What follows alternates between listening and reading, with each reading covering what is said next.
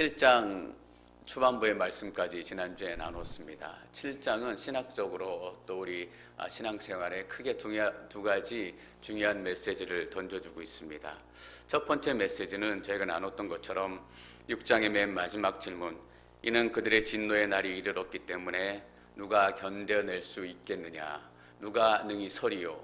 이 질문에 대한 대답을 7장에서 던져줍니다. 여러분, 요한계시록은 7개 교회 믿음의 성도들에게 기록된 성경입니다. 이 질문에 대한 대답은 우리가 해야 합니다.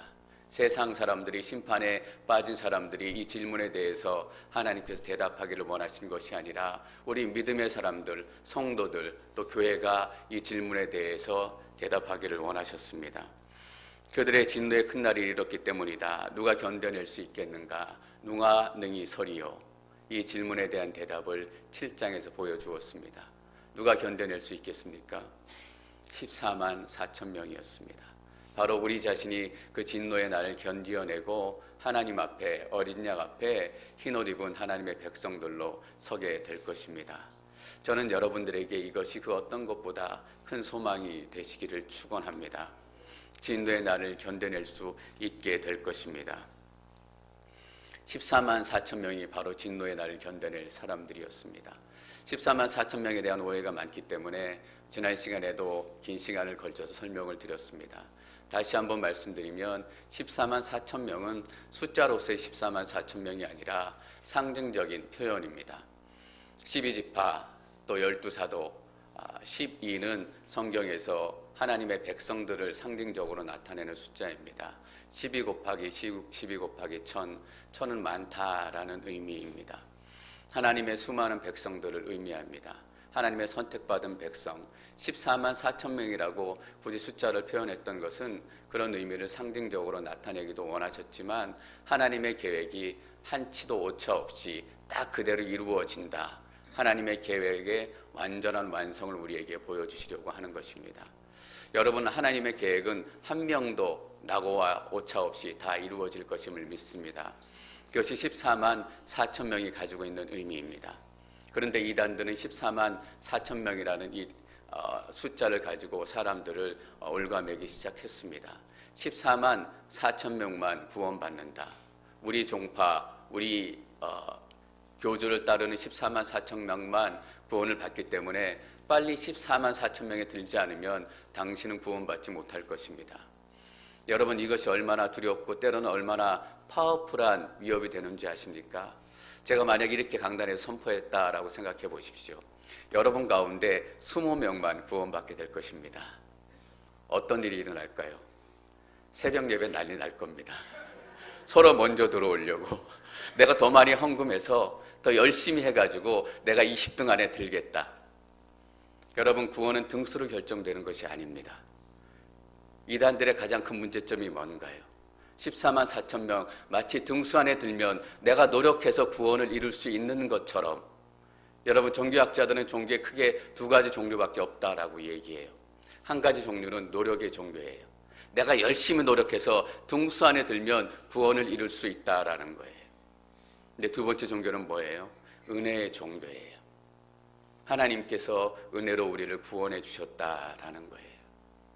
14만 4천 명 이단들의 가장 큰 문제는 이만희 교주를 세워서 교주가 하나님인 것처럼 만드는 것도 큰 문제이지만 은혜의 종교를 노력의 종교로 바꾸는 거예요.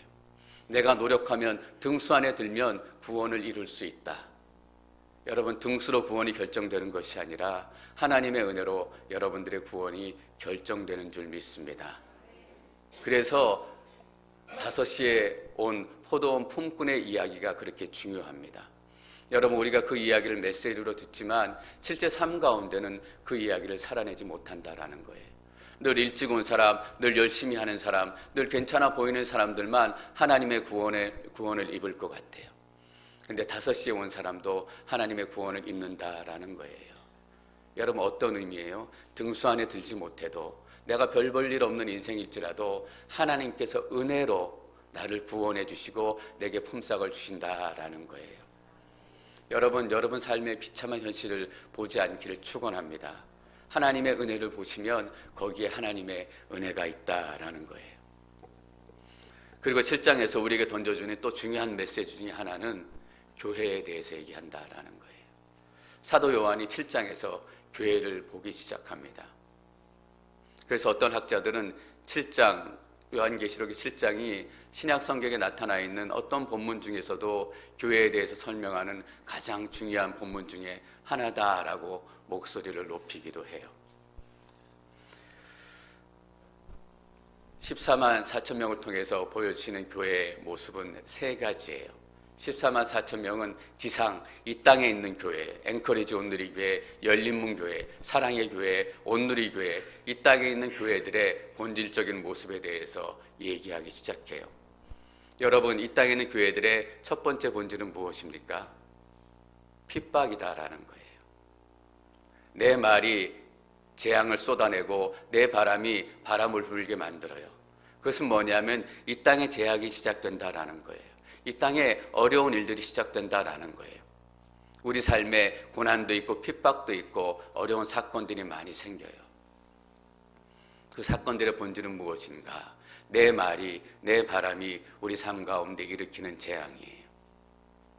왜 내 말이, 내 바람이 불어서 우리 삶에 재앙을 일으킬까요? 궁극적인 목적은 단 한 가지입니다. 우리의 믿음을 흔들고 우리를 미혹해서 믿음에 실족하게 만들게 하기 위해서예요. 교회를 깨트리는 거예요. 지난주에 잠깐 말씀을 나눴지만 에베소서 6장에서 사도 바울은 이렇게 얘기합니다. 우리의 전쟁은 혈과 육에 대한 전쟁이 아니라 정사와 권세들과 이 어둠의 세상 주관자들과 하늘에 있는 악한 영들에 대한 것입니다. 이 악한 영들의 목표는 단 한 가지라고요. 여러분들에게 어떻게든 사건을 일으켜서 믿음을 버리게 만드는 거예요. 여러분 삶 가운데 고난이 시작되면 하나님이 살아계시다면 내 인생 가운데 이런 일이 시작될 수 있을까? 하나님이 내게 신실하신 분이시라면 내가 이렇게 기도했는데도 이 기도가 이루어지지 않을까? 그래서 자꾸 하나님을 의심하게 하고 나의 신앙을 불안케 만드는 거예요. 저희가 계시록 7장 14절 말씀 같이 한번 읽어보겠습니다. 7장 14절 시작.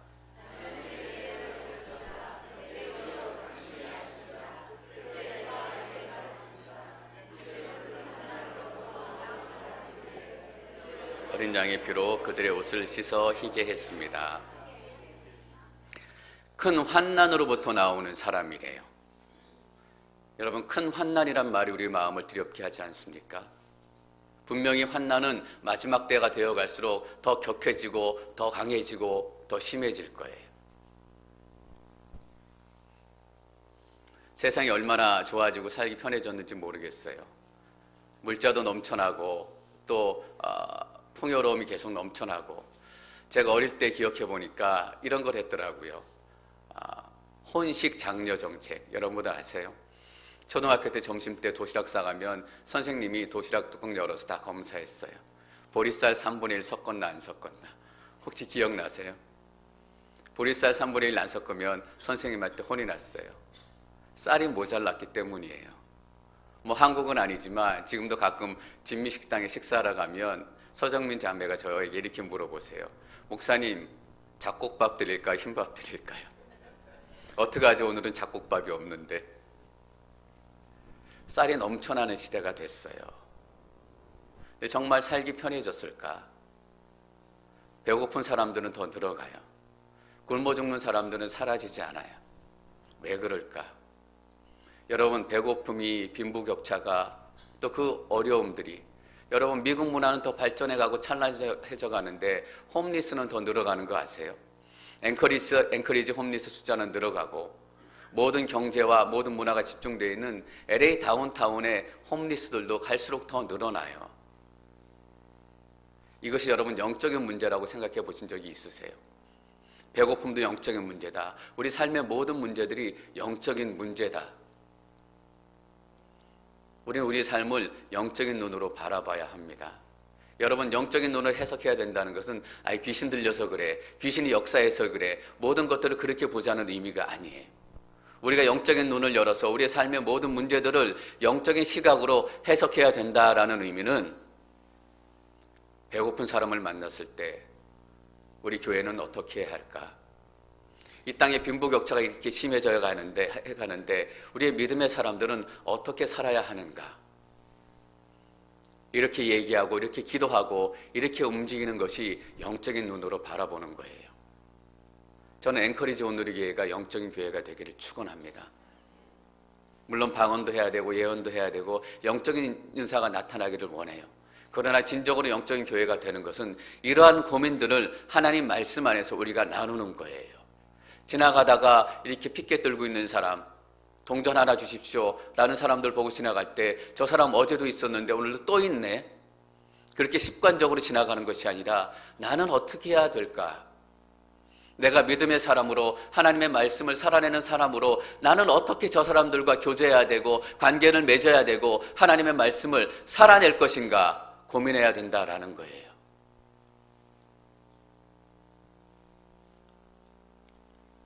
핍박은 강해질 거예요, 여러분. 그런 사건들을 통해서 자꾸 믿음의 사람들이 쓰러지기를 원하는 거예요. 이 땅의 교회의 또 가장 큰 특징 중에 하나는 하나님의 보호하심이 있다라는 거예요. 그 핍박 속에서도 우리가 어떻게 믿음을 잃지 않을 수 있을까? 하나님께서 여러분의 이마에 예수 그리스도의 이름으로 성령으로 인쳐주셨기 때문이에요. 우리의 의지가 강해서가 아니라 우리가 열심히 노력해서 둥수 안에 들었기 때문이 아니라 하나님께 성령으로 여러분의 인쳐주셨기 때문에 삶의 그 고난 속에서도 하나님, 내가 하나님을 떠나고 배반하지 않겠습니다. 이 고난 속에서도 하나님께서 내게 주시는 하나님의 은혜와 하나님의 말씀을 잊지 않겠습니다. 어떻게 이런 고백이 시작돼요?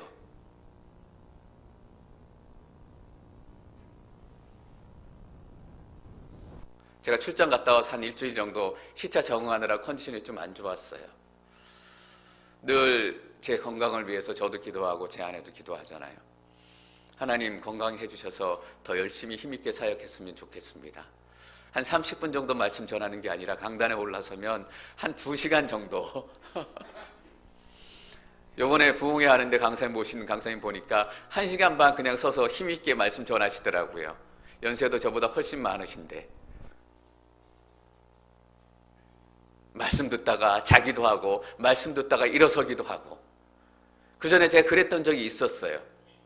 성전에서 밤을 새워 기도하면서 기도하다가 지치면 잠들었다가 사람들이 막 기도하는 소리에 또 깨서 새벽 몇 시쯤 되는지 모르겠는데 같이 또 막 기도하고 또 기도하다가 피곤하면 쓰러져서 좀 잠깐 졸다가 또 같이 기도하기 시작하면 막 일어나서 같이 기도하고 밤 10시에 교회 가면 새벽 4시, 5시 될 정도로 언제 이 시간이 다 지나가지? 지루하지 않았던 거예요. 하나님 컨디션이 또 안 좋아요. 낙심도 되고 좀 실망도 됐지만 다시 한번 용기가 생기는 거예요. 하나님, 제가 정말 하나님의 말씀대로 살기를 원합니다. 어떤 마음이 들었는지 아세요? 이래 사나 저래 사나 힘든 인생, 이래 사나 저래 사나 아픈 인생, 예수님 믿고 확실하게 한번 살아보자. 큰 환난이라잖아요. 여러분, 마지막 때 환난이 임해요. 그 환난만 큰 환난이 아니라 우리 삶에 닥친 모든 환난이 우리의 입장에서는 큰 환난이에요. 어떤 신학자들은 마지막 때 종말에 임할 특별한 큰 환난, 그 대환난을 얘기하는 것이다, 그렇게 얘기하지만 너무 좁혀서 얘기하는 것 같아요. 여러분, 우리 자식이 속썩일 때 다른 사람은 모르지만 내게는 그것보다 더 힘든 일이 없어요. 내가 그렇게 기도했는데 내 자녀가 10년을 지나도 예배 드리러 안 나오면 내 인생에는 그것보다 큰 환난이 없어요. 다른 사람들은 그냥 지나가는 소리로 조금 더 기도하면 하나님께서 이루어 주실 거야, 신실한 하나님이시기 때문에 반드시 그 자녀가 돌아오게 될 거야, 그렇게 위로하지만 어떤 때는 그 위로도 위로가 되지 않잖아요. 여러분, 내가 당한 고난이 가장 큰 고난이잖아요. 한 끼 굶는 거 가지고 뭐 그래? 어떤 사람에게는 한 끼 굶는 게 인생을 다 잃어버린 것 같은 고통이 될 때도 있어요. 그래서 큰 환난에서 나오는 거예요, 여러분. 다 각자의 큰 환난을 지내고, 제게도 큰 환난이 있어요. 여러분에게도 큰 환난이 있잖아요. 어떤 사람은 그 나쁜 성질 때문에 하나님 내가 성질 내지 말았어야 됐는데 또 성질 냈어요. 그럴 때마다 인생이 무너지는 것 같잖아요.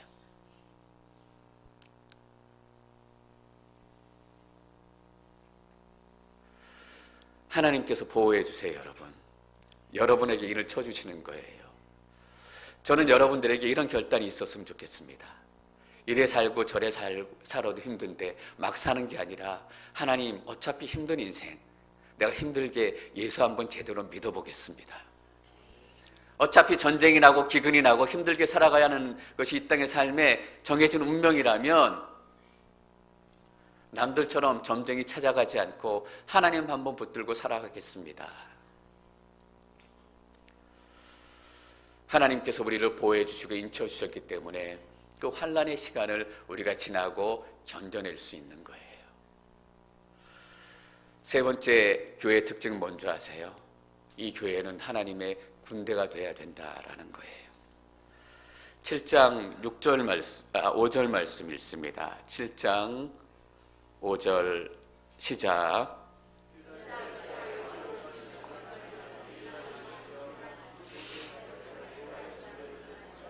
각 지파에서 1만 2천 명. 8절 말씀 읽습니다. 8절 시작. 스불론 지파에서 1만 2천 명, 요셉 지파에서 1만 2천 명, 베냐민 지파에서 인침을 받은 사람이 1만 2천 명이었습니다. 12지파에서 1만 2천 명씩 딱 계수해요. 여러분 이스라엘을 지파별로 계수한 사건들 혹시 기억나는 거 없으세요? 우리가 민수기 말씀을 막 묵상을 마쳤잖아요. 민수기 1장과 26장에 이스라엘 백성들을 지파별로 계수해요. 여러분 그때 지파별로 계수한 이유가 무엇이었습니까? 전쟁에 나갈 20명 이상의 사람들을 계수한 거예요. 왜냐하면 이제 전쟁을 해야 되기 때문에 하나님의 군사를 세워가는 거예요. 12,000명씩 지파별로 계수해요. 왜 지파별로 계수할까? 교회는 하나님의 군대예요. 이 마지막 때 하나님의 전쟁을 싸워야 할 하나님의 군대라는 거예요. 하나님 여러분들이 싸움꾼 되기를 원하세요. 근데 문제는 뭐냐면 우리가 하나님의 군대로 어떻게 싸울 것인가라는 거예요. 7장 14절 말씀 저희가 한번 다시 읽도록 하겠습니다. 7장 14절 시작.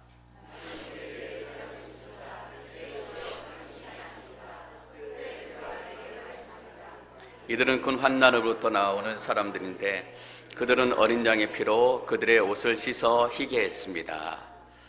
그 환난, 그 전쟁을 어떻게 치러 나온 사람들이냐 하면 결론은 내려요. 그들은 어린 양의 피로 그들의 옷을 씻어 희게 했습니다. 이것이 그들이 마지막 때 전쟁을 싸웠던 전쟁의 방식이에요. 어린 양의 피로 그들을 희게 했다라는 것입니다.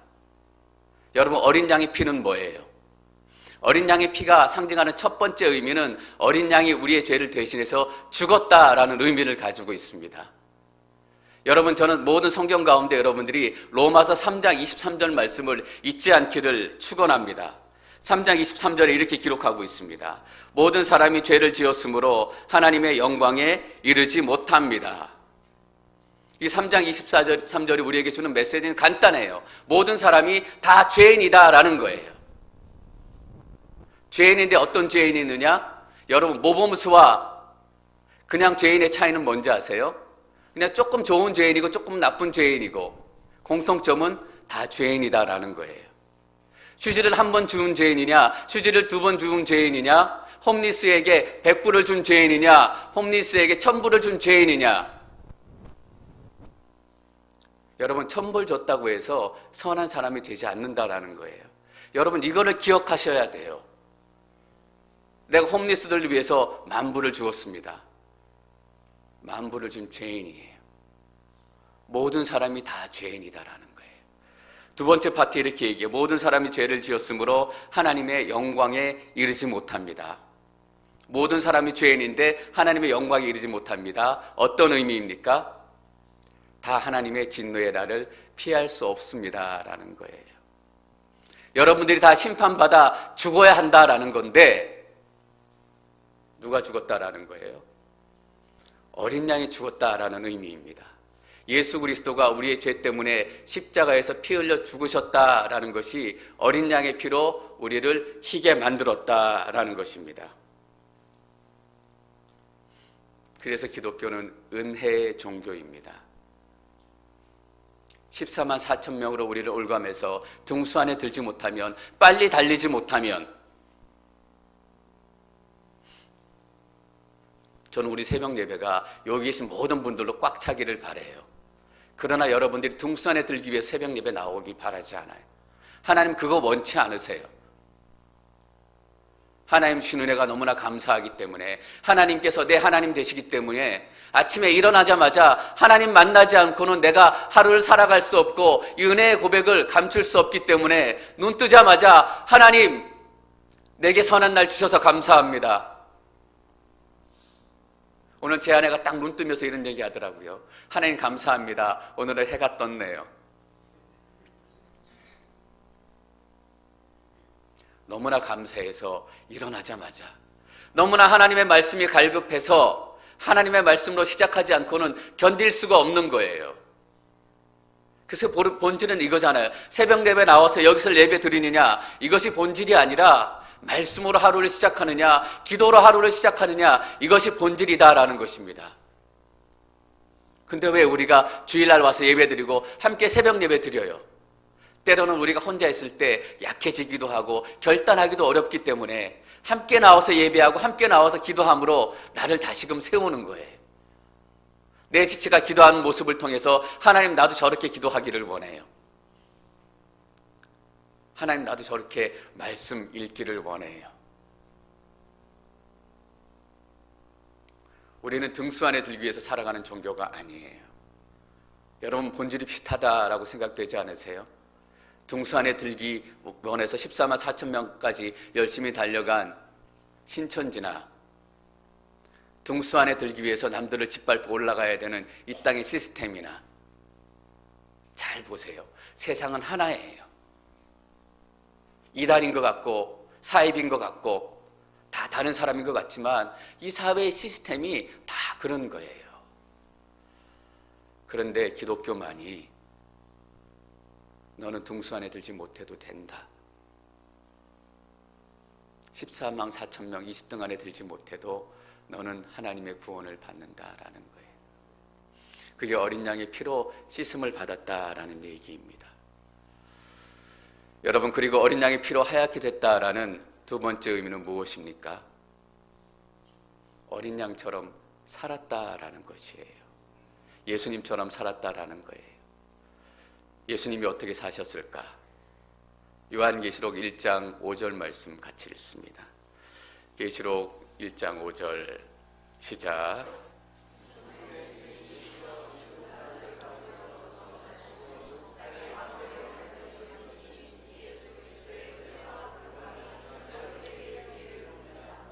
우리를 사랑하시고 그분의 피로 우리의 죄에서 우리를 해방시켜 주신 분, 예수님을 소개하는데 사도 요한이 예수님을 어떻게 소개하냐면 충성된 증인이시며, 19장에 보면 흰말 탄 사람이 나와요. 그 흰말 탄 사람, 그때는 예수님이에요. 흰말 탄 사람의 이름이 뭐냐면 충성과 진실이다라고 얘기합니다. 예수님은 충성된 증인이셨습니다. 충성이란 말은 어떤 말입니까? 변치 않는다는 말이에요. 목에 칼이 들어와도 절대로 하나님의 말씀에 반역하지 않는다라는 얘기예요. 예수님은 복음의 주인공이셨지만 복음을 이루시기 위해 살아가셨어요. 사람들이 때리고 채찍질하고 침뱉고 창을 찔러도 끝까지 충성된 복음의 증인으로, 복음의 주인공으로 남으셨다라는 것입니다. 우리가 예수님처럼 살아야 된다라는 거예요. 여러분, 우리 한낱 인간이 어떻게 예수님처럼 살 수 있습니까? 예수님처럼 거룩하게 살 수 있습니까?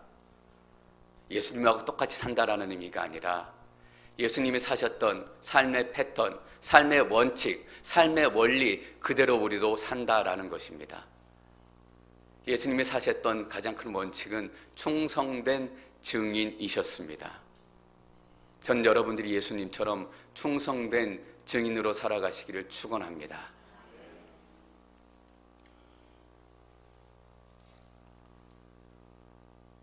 그래서 예수님처럼 산다라는 의미는 예수님처럼 죽는다라는 의미입니다. 내가 살아야 될 자리에 예수님 때문에 죽고, 내가 일어설 자리에 예수님 때문에 낮아지고,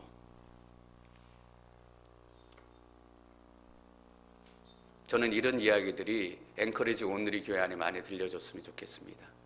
예수님 때문에 내가 오늘 손해봤습니다. 예수님 때문에 내가 오늘 욕먹었습니다. 뷔페에 가면 사람들이 막 먼저 먹으려고 맛있는 거 사라지기 전에, 킹크랩 사라지기 전에 빨리 가서 먹어야 된다, 막 앞다투어 나가잖아요. 예수님 때문에 나는 킹크랩 오늘 안 먹어. 사람들이 버스 놓칠까 봐 1시간 기다리는 버스가 오면 먼저 타려고 막 뛰어가잖아요. 예수님 때문에 내가 1시간 더 기다리겠습니다. 이게 죽는 사람이에요. 이게 순교하는 삶이에요. 환난에서 나온 사람들이다라는 의미는 죽은 사람이고 순교했다라는 의미잖아요. 우리는 순교의 삶을 살아야 돼요. 순교만 강조하다 보니까 순교의 삶이 어떤 삶인지 우리는 놓쳤어요. 선교사님들만 순종하고, 그래서 우리는 그냥 그거 상관없이 킹크랩 먹으러 막 뛰어나가고 버스 타러 막 뛰어나가고, 선교만 강조하다 보니까 선교사님 파송하는 데 모르는 관심을 가졌어요. 선교적인 삶을 살아내야 된다라는 거잖아요. 우리의 삶의 자리에서 순교적인 삶을 살고 선교적인 삶을 살고. 여러분 잘 기억하세요. 이게 하나님의 군대가 마지막 때 전쟁을 치루어가는 전쟁의 전략인 거예요.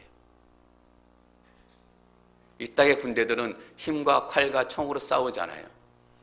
하나님의 군대, 교회 여러분들이 싸워야 되는 싸움의 방법은 죽음으로, 낮아짐으로, 포기로 싸워야 된다라는 것입니다. 요한계시록 여러분 많은 전쟁들의 이야기가 나옵니다. 아마겟돈의 전쟁의 이야기도 나오고 여러 가지 전쟁의 모습들이 나와요. 3차 대전쟁, 3차 세계대전, 이런 이야기들 많이 해요. 여러분 3차 세계대전이 아마겟돈 전쟁의 본질이 아니에요.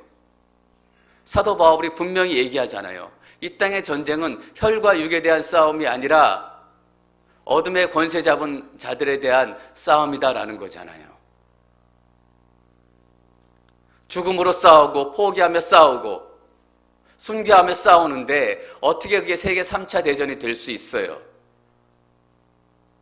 여러분 요한계시록에 전쟁이라는 단어가 나오면 예수님의 붉은 피에 희게 되어진 그 성도들의 모습을 기억하셔야 합니다. 이것이 이 땅에 있는 교회들에게 보여주시는 세 가지 모습입니다. 세 가지 모습이 뭐라고 했습니까? 핍박, 하나님의 보호, 영적인 군대다라는 것입니다. 왜 이 땅에 있는 교회들에 대해서 제가 특징에 대해 장황하게 얘기했을까? 이 땅의 교회들에 대해서 우리가 잘 알지 못하면 하늘에서 보여지는 교회에 대해서 우리가 공감할 수 없기 때문입니다. 7장 8절까지는 이 땅에 있는 교회들의 특징에 대해서 얘기한다면 7장 9절부터는 하늘에 있는 천상의 교회들에 대해서 얘기하기 시작합니다. 7장 9절 말씀 저희가 읽겠습니다. 7장 9절 시작.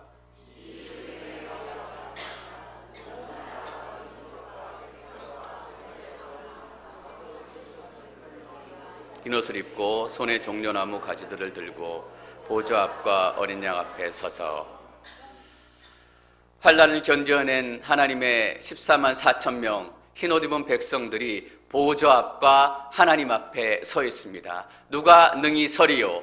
저는 여러분들이 환난의 날을 지나고 하나님 앞에 능히 서게 될 것임을 믿음으로 선포합니다. 이 일 후에 내가 보았습니다. 이 일은 뭐예요? 이 땅에 있는 지상의 교회 14만 4천 명의 교회를 보고 난 다음에 사도 요한이 본 것은 하늘에 있는 교회, 셀 수 없는 수많은 사람들, 천상의 교회들을 보기 시작합니다. 여러분, 그래서 오늘 설교 제목이 교회를 보았다라는 것입니다. 저는 이 하늘의 교회가 어떤 교회인지 여러분들이 보시기를 축원합니다. 아무도 셀 수 없는 큰 무리가 흰 옷을 입고 어린 양의 보혈의 피로 흰 옷을 입은 사람들, 예수님의 보혈의 피로 구원을 얻고 예수님의 죽음으로 함께 살아낸 그 사람들이 수없이 모여서 어떤 모습을 하고 있느냐? 종려나무 가지를 들고 있어요. 사도 요한이 이 종려나무 가지를 들고 있는 수많은 사람들을 봤을 때 얼마나 큰 충격을 받았을까? 왜냐하면 사도 요한은 종려나무 가지를 든 사람들을 본 적이 있기 때문이에요. 요한복음 12장 13절 말씀 읽습니다. 종려나무 가지를 꺾어들고 예수를 맞으러 나가 호산나 주의 이름으로 오시는 분에게 복이 있도다, 이스라엘 왕에게 복이 있도다 하고 외쳤습니다. 예수님이 예루살렘에 나귀를 타고 입성하실 때 사람들이 종려나무 가지를 꺾어들고 막 환호성을 외쳐요. 근데 이 종려나무 가지를 들고 환호성을 외치던 사람들이 다 어디 갔습니까? 예수님이 십자가에 달리던 그 순간 다 도망가고 다 사라졌어요. 거기서 끝난 줄 알았잖아요. 사도 요한도 예수님의 제자도 베드로도 종려나무 가지를 들고 같이 외치다가 예수님이 십자가에 달리던 그 순간 두려워서 다 도망간 거예요. 근데 2일 후에 지상의 앵커리지 온누리 교회를 보고 열린 교회를 본 이후에 하늘에 있는 천상의 교회를 보니까 교회에 있는 믿음의 성도들이 뭘 하고 있어요? 종려나무 가지를 들고 흔들고 있는 거예요. 여러분, 하나님의 역사는 끝나지 않아요. 종려나무 가지를 들고 호산나 주의 이름으로 오시는 이여 하고 외쳤던 그 사람들이 다 죽고 다 없어지고 사라진 것 같지만 셀 수 없는 수많은 사람들, 사도 요한이 7부 교회를 심무했잖아요. 아시아에 있는 교회 몇 명이나 됐겠습니까? 한 교회마다 100명, 200명, 7개 교회에 다 합쳐서 1000명이나 됐을까? 요한의 머리에 있는 교회는 그런 교회예요. 100명, 200명 사이즈의 교회. 근데 하늘에 있는 천상의 교회를 보니까 셀 수 없는 수많은 사람들이, 제 아내가 어느 날 꿈을 꿨는데 앵커리지 온누리 교회 좁아가지고 사람들이 들어오지 못한다라는 거예요.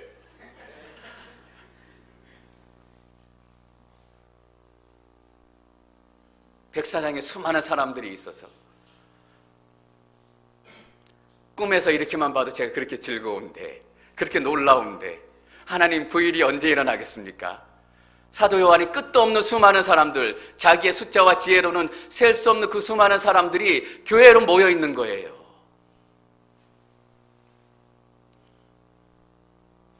제가 큰 교회를 지향하지 않지만 앵커리지 온누리 교회 교인들이 셀 수 없이 많아졌으면 좋겠다라는 생각을 했어요.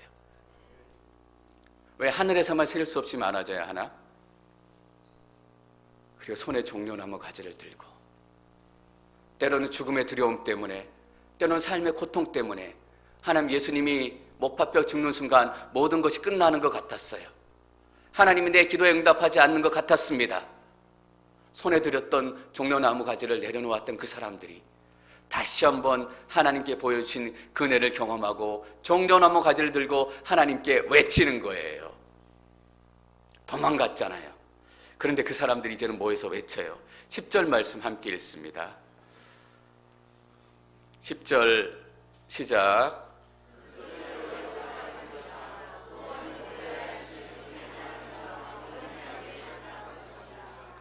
큰 소리로 외쳤습니다. 하여튼 예수 믿는 사람들이 시끄러워요. 이 땅에서 숨소리도 제대로 보지 못하고 예수 믿는 게 들킬까 봐 지하교회에서 한 사람은 공안이 오는지 안 오는지 망보고, 이라크의 어떤 교회는 들어올 때 이 사람이 진짜 크리스찬인가 아닌가 다 검사한대요. 왜냐하면 자살폭탄 가지고 들어와서 예배하는 도중에 터뜨릴까 봐. 얼마나 끔찍한 일이에요. 당신 크리스찬 맞습니까? 당신 예수 믿는 사람 맞습니까? 교회 올 때마다 문 앞에 서서 검사한다라는 거예요. 소리 내지 못하고 마음속으로 또 찬양하고 또 찬양하고, 예수는 주, 예수는 주, 모든 이에 뛰어나신 이름, 얼마나 큰 소리로 찬양하고 싶었겠습니까? 드디어 큰 소리로 외치는 거예요. 여러분, 뭐라고 외치는지 보세요. 하나님, 부자로 살게 해주셔서 감사합니다. 건강하게 편안하게 살게 해주셔서 감사합니다. 이렇게 찬양하는 것이 아니라 뭐냐고 외치냐 하면, 구원은 나 구원해 주셔서 감사합니다. 내가 이 땅에서는 배고프게 살았고 이 땅에서는 병 때문에 그것 때문에 감사하는 게 아니라 구원은 저는 여러분들이 구원 때문에 감사하는 믿음을 갖기를 축원합니다. 그래서 이 땅에 있는 14만 4천 명의 교회를 우리가 이해해야 돼요. 이 땅에 있는 교회를 이해하지 못하면 하나님의 교회에 수많은 사람들이 모여서 종려나무 가지를 들고 구원은 이렇게 외치는 찬양을 이해하지 못해요. 구원은 이게 뭐가 깊은가? 주일날 예배 드리러 오면 되고 그냥 찬양하면 찬양하면 되고 저 찬양은 나랑 안 맞는 것 같아. 어떤 목사님이 이렇게 말씀하시더라고요. 딱 맞아요. 설교 들으러 오면 분명히 실망한대요. 그러나 하나님 만나러 오면 절대 실망하지 않는다라는 거예요.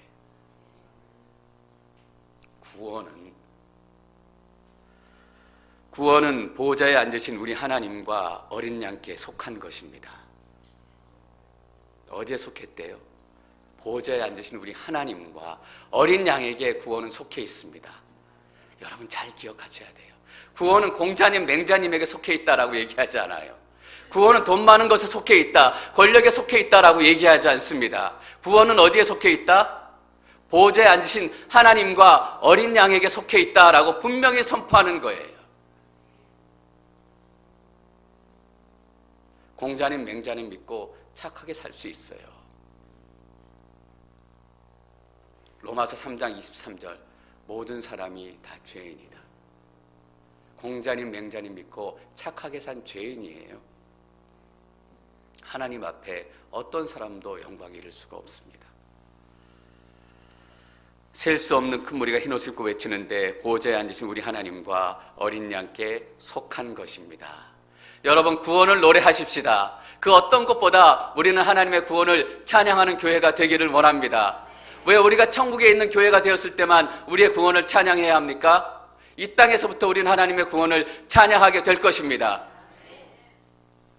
그래서 때때는 우리의 기도의 제목이 10년 동안 20년 동안 이루어지지 않을지라도 우리는 하나님을 여전히 찬양할 수 있게 되는 거예요. 왜냐하면 내가 구원받았기 때문에, 하나님께서 나를 구원해 주셨기 때문에. 그리고 천사들도 찬양합니다. 12절 말씀 계속 읽습니다.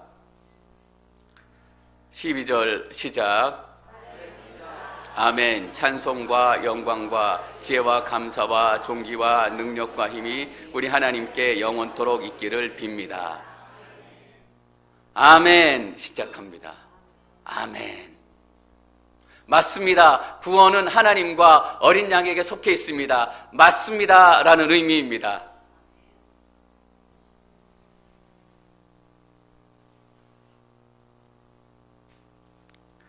그리고 또 아멘으로 천사들이 찬송을 맺습니다. 찬송과 영광과 지혜와 감사와 존귀와 능력과 힘이 우리 하나님께 영원토록 있습니다. 예, 맞습니다. 모든 영광이 하나님께 영원히 있습니다. 내가 너 언어로 더 찬양할 수 있는 그런 영광이 있다면 그 영광도 하나님께 속해 있습니다.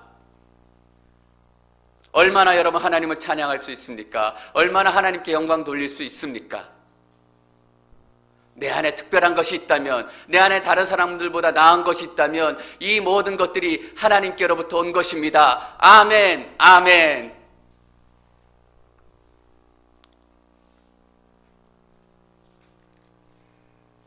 그리고 15절부터 17절까지는 이 하늘의 교회가 누리는 하늘의 축복에 대해서 사도 요한이 간략하게 설명합니다. 15절 말씀 함께 읽습니다. 15절 시작.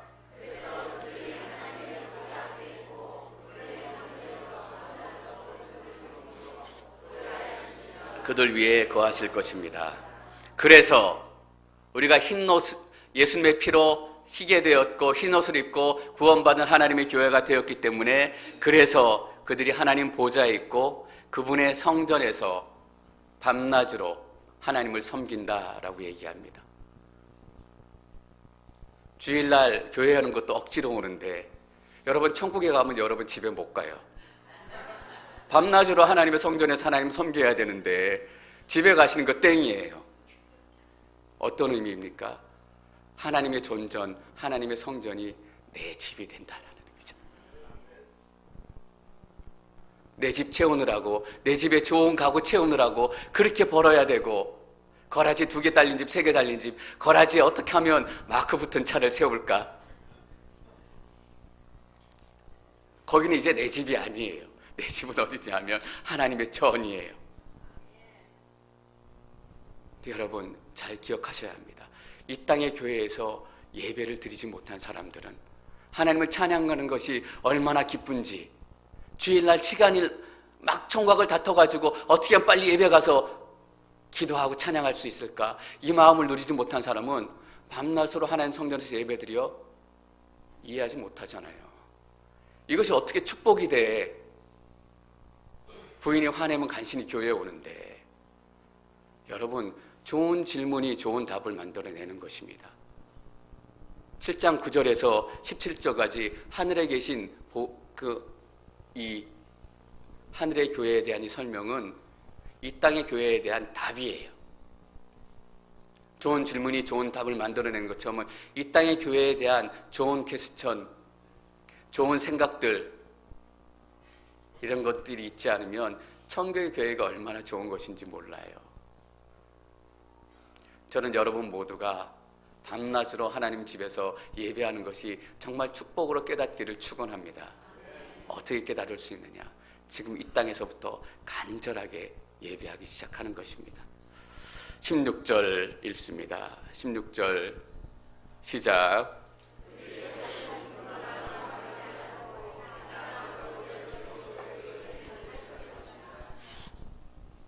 16절 하늘의 교회가 누린 축복이 무엇인가? 그들이 다시는 이라는 말이 여러분 어떤 의미입니까? 이전에는 그랬다라는 의미잖아요. 이제는 어땠냐 하면 이전에는 굶었다라는 거예요. 이 땅에 살 때는 굶었다라는 거예요. 이 땅에 살 때는 목말랐다라는 거예요. 이 땅에 살 때는 세상의 열기, 사단의 열기 때문에 해를 입었다라는 것입니다. 여러분 배고프잖아요. 죽을 것 같잖아요. 왜냐하면 우리가 큰 환난 가운데 있기 때문에. 다시 굶거나 목마르지 않고 그 어떤 열기도 그들을 해치지 못할 것입니다.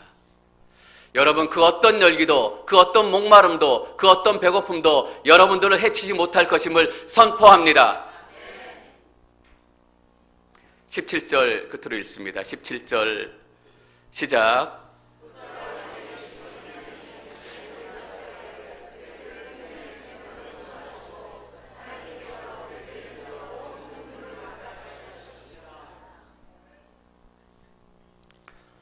하나님께서 여러분들의 모든 눈물을 닦아주실 것임을 믿습니다. 눈물을 닦아주신다라는 것은 하나님께서 위로하신다라는 말의 의미도 있고, 우리는 눈물 나게 했던 모든 것들이 다 사라지게 된다라는 것입니다. 여러분 뭐 때문에 울고 계십니까? 배고파서 울고 계세요? 목이 말라서 울고 계세요? 여러분은 다시 울지 않게 될 것입니다.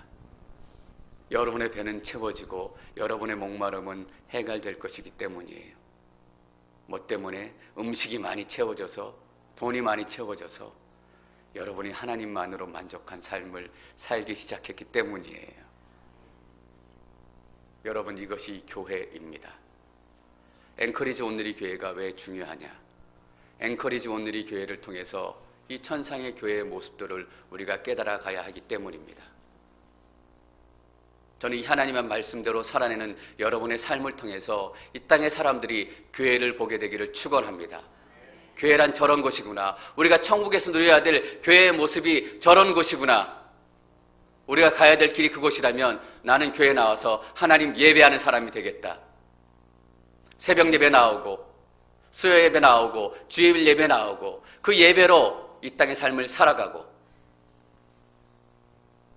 전 여러분 한 분 한 분이 이 놀라운 교회의 영광을 누리시기를 축원합니다.